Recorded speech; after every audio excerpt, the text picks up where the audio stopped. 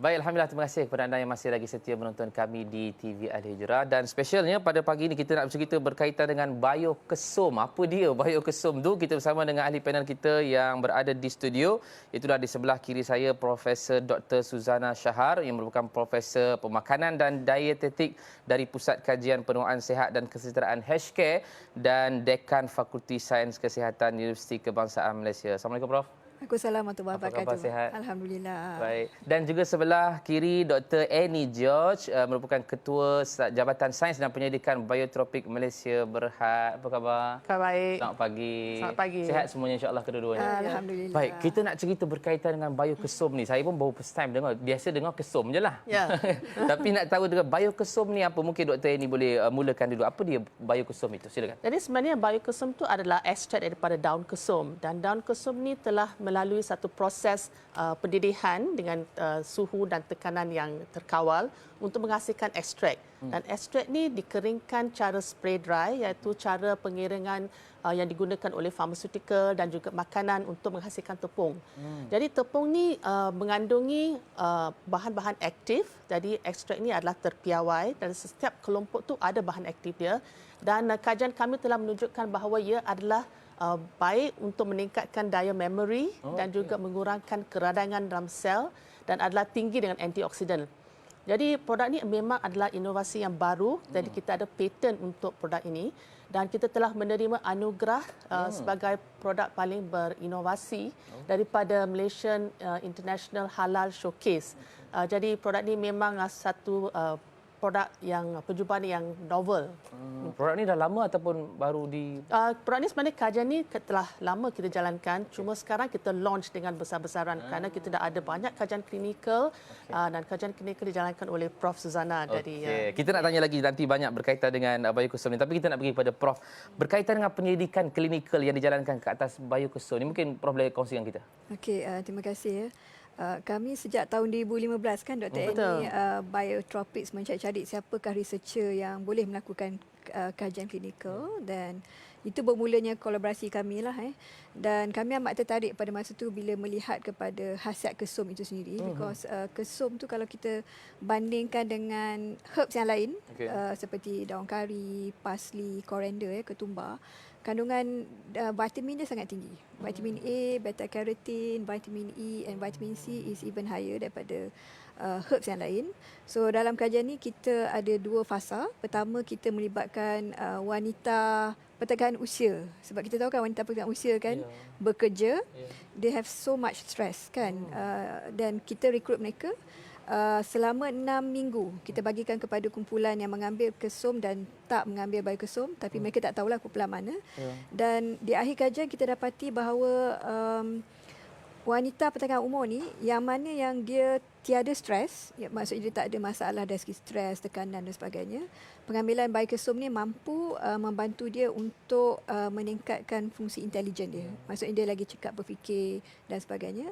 Dan bagi mereka yang ada mood, ada masalah macam tak tenang dan sebagainya, dan pengambilan biokesum ni mampu menurunkan mood-mood yang negatif seperti marah, mudah nak marah, tension dan stres tu sebanyak antara 15 ke 18%. Dan bila kita tengok tu dia sangat menarik kan. So kita nak tengok pula satu populasi lain yang ada masalah depression yang agak tinggi dan juga yang kita worry adalah masalah daya ingatan yang boleh membawa kepada demensia iaitu penyakit nyanyuk yang tidak berbalik. Sebab demensia ni dia tak ada ubat dia lah at the moment kan. So kita melihat pula kepada mild cognitive impairment warga emas yang ada masalah daya ingatan yang secara berterusan sebelum mendapat demensia. Dan kita bagi juga suplemen ni lebih kurang 35 orang subjek. Sama juga yang ada placebo dan juga suplemen. Dan hasil yang sama sebenarnya kita lihat pada yang pertengahan usia yang stres tadi, sama juga di kalangan warga emas yang ada mild cognitive impairment tadi. Dan tak puas hati lagi tu. So kita ambil darah, kita ambil air kencing. So kita lihat pula kepada sel-sel biomarkers dan sebagainya, dan kita dapati mereka yang mengambil biokesum ni dia merangsang pertumbuhan sel-sel neuron baru di otak. Mungkin sebab ada polifenol dalam kesum ni, dia hijau kan. Polifenol seperti quercetin sangat bagus untuk merangsang sel-sel otak, dan dia macam membersihkan saluran darah otak tu. So macam highway tu clear lah kan. So oksigen oksigen, glukos apa semua tu mudah berfungsi dengan baik di otak dan meningkatkan daya ingatan di kalangan warga emas. Dan kita confirmkan lagi, tak puas hati, tak confirm lagi dengan fMRI pula.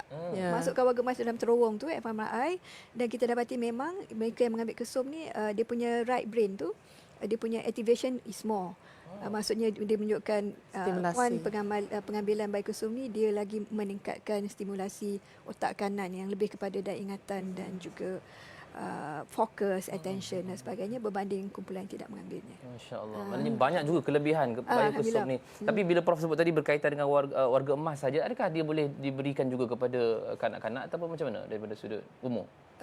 Setakat ni kajian kami hanya dewasa dan juga warga emas. Kita tidak melihat lagi kepada kanak-kanak.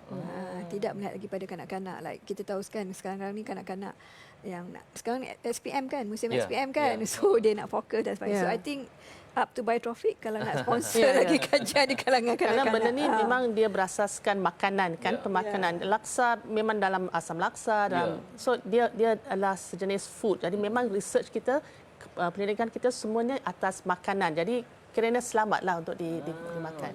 Sebut laksa tu lapar saya. Okey, kita nak tahu juga produk yang mengandungi biokesum ni, Doktor, silakan. Jadi produk yang mengandungi biokesum ni dinamakan kesum. Jadi senang untuk didapatkan. Dan sekiranya anda dapatkan produk ni, boleh dapatkan daripada laman Sesawan Biotropics Malaysia ataupun daripada Biotropics Official di Shopee Mall. Jadi produk ni mengandungi 250 mg ekstrak biokesum itu dalam setiap kapsul dan terdapat 30 kapsul dalam setiap botol.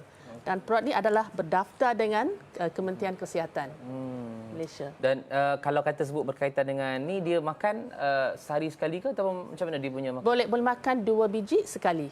2 biji sekali untuk satu hari? Sekali untuk sehari. Mana sehari sekali saja tapi 2 biji? 2 biji, yes. Okey, dan dia punya mungkin jangka masa panjang dia berapa lama ataupun setiap hari ke?